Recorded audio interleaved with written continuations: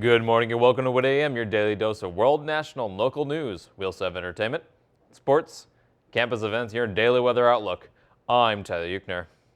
Now, President Biden is turning to Walmart and Target to help ease the shipping backlog this holiday season. He says the retail giants and others will expand their hours at 2 California ports to meet delivery needs. The ports of Los Angeles and Long Beach are among the busiest in the country. They'll now be open 24/7 to unload an estimate 500,000 containers waiting on cargo ships offshore. Now, an off-duty cop in New York is on the other side of the law. She was arrested after confessing to shooting her girlfriend and another woman yesterday.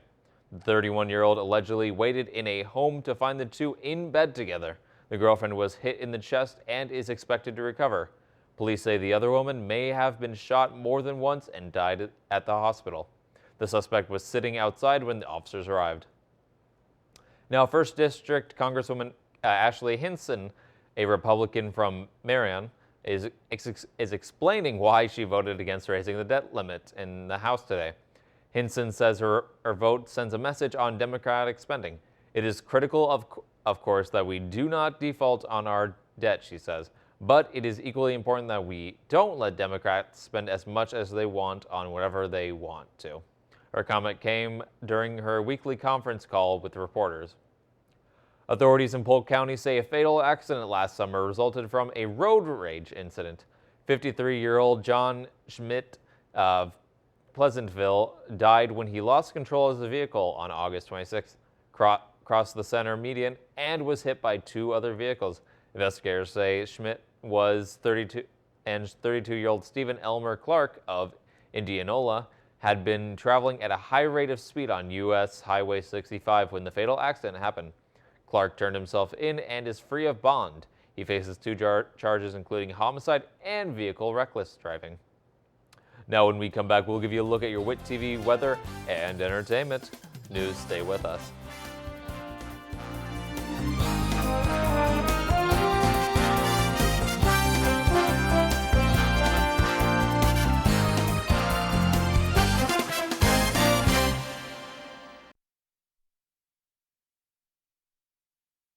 The day we've all been dreaming of is approaching, when life gets back to normal.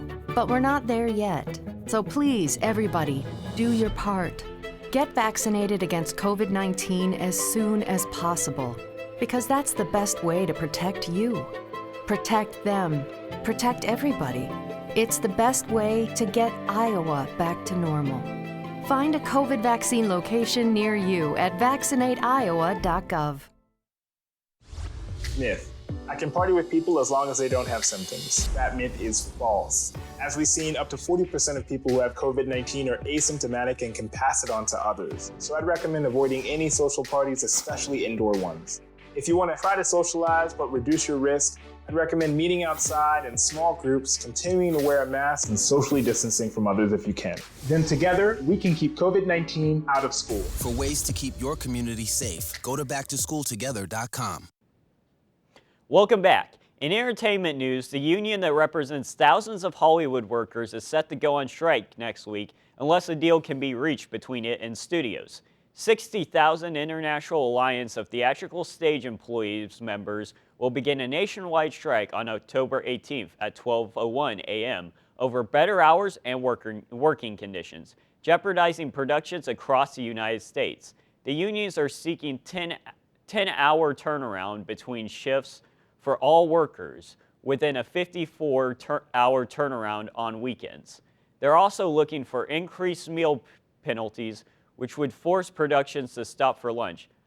Isoto leaders said in a memo the studio reportedly refused to do what it would to achieve a fair deal.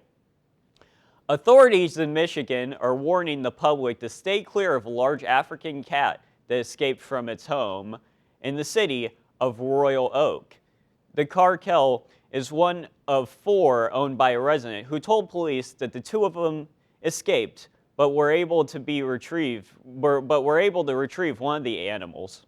Officials are warning children to stay away from the animal and not to interact with it. Residents are also being told to keep small animals inside until the cat is captured.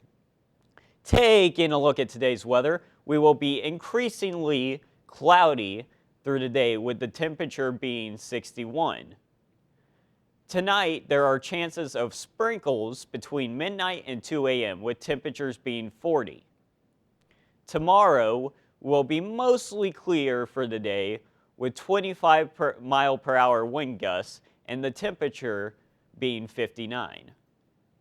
Today, the Briarcliff representatives will be on campus from 10 a.m. to 1 p.m.